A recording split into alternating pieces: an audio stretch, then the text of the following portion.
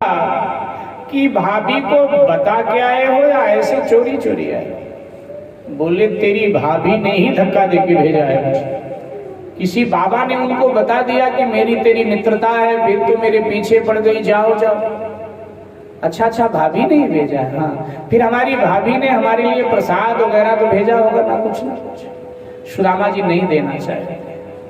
सुदामा जी को लज्जा आ रही है कि यहाँ मंत्रिमंडल के लोग बैठे हैं, राजे रजवाड़े बैठे हैं, दरबारी लोग बैठे हैं, रानियां बैठी हैं, इनके बीच में अगर हम चिथड़े कपड़े में बंधा हुआ टूटा चावल भगवान को दूं, कहीं भगवान का इससे अपमान ना हो जाए, मेरी वजह से भगवान का अपमान ना हो जाए। हाँ, अकेले में मिलते तो मेरी इनकी घर की बात हमें पकड़ा देते, लेकिन अब इनके बीच में कैसे थे?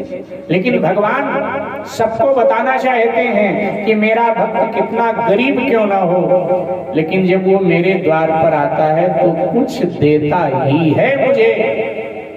खाली हाथ नहीं आता, कुछ ना कुछ जरूर देता, ये बताना चाहते हैं। इसलिए भगवान सबके बीच में ही लेंगे। भगवान ने कहा, इसीलिए पूछा, भगवान ने कहा कोई प्रसाद हमारी भाभी ने नहीं भेजा?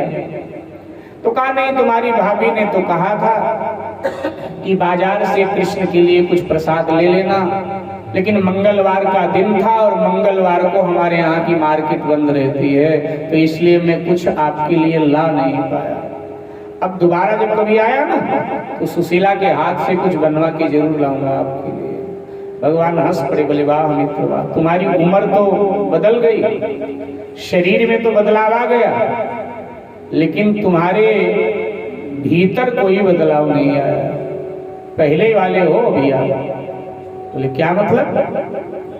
बोले भूल गए जब हम तुम दोनों लकड़ी लेने गए थे, गुरु माता ने तुम्हें चने दे थे, हमारे हिस्से का भी तुम्हें दे दिया था कि दोनों मिल के खा लेना। भले आदमी चना अकेले ही खा गया, हमको दिया नहीं तुमने। उस समय तो हमने तुझे कुछ कहा नहीं।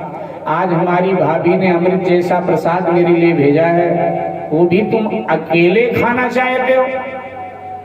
और ये कहकर भगवान ने पोटली सुदामा जी के बगल से छीन लिया। खोलकर भगवान भोग लगाने लगे, और जब पोटली सुदामा जी के बगल से छीनी तो केवल 3 लोगों ने देखा कि चीथड़े कपड़े में टूटे चावल है। केवल 3 लोगों ने, सुदामा ने वो लेकर आए हैं, भगवान ने, भगवान से क्या छुप सकता है? और रुक्मणी जी ने, वो साक्षात लक्ष्मी है, तो उनसे भी कुछ छुप नहीं सकता। बाकी जितनी रानियां थी, राजे रजवाड़े थे, जो बैठे थे वहां मंत्रिमंडल के लोग, सबने देखा कि ये मरकत मणि का पात्र है जो इंद्र के पास होता है, देवलोक, और उसमें कोई स्वर्गीय वस्तु है। भगवान अपने भक्त का सम्मान रखते हैं, उसका सम्मान बढ़ाते हैं, घटाते हैं। सब आपस में चर्चा करने लगे, भैया मरकत मणि का पात्र कहां से आया इस गरीब ब्राह्मण के पास? बोले ब्राह्मण है, इंद्र से याचना किया होगा, इंद्र ने दान में दे दिया होगा।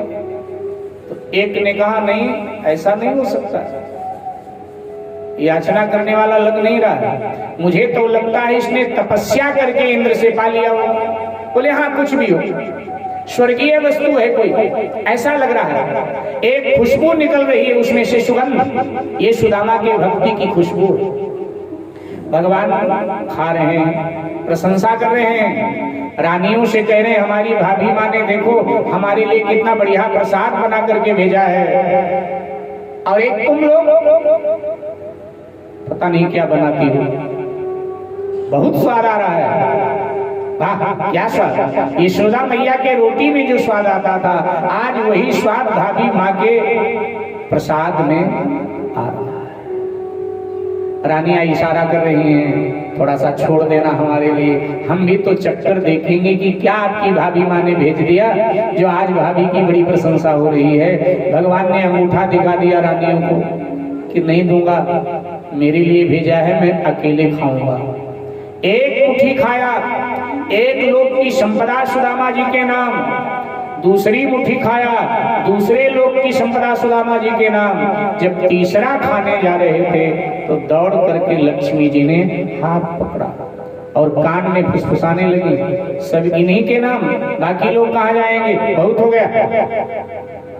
लक्ष्मी ब्राह्मणों का सदा विरोध करती रहती है, लक्ष्मी जी की और ब्राह्मणों की आपस में बनती नहीं है, हमेशा विरोध करती है।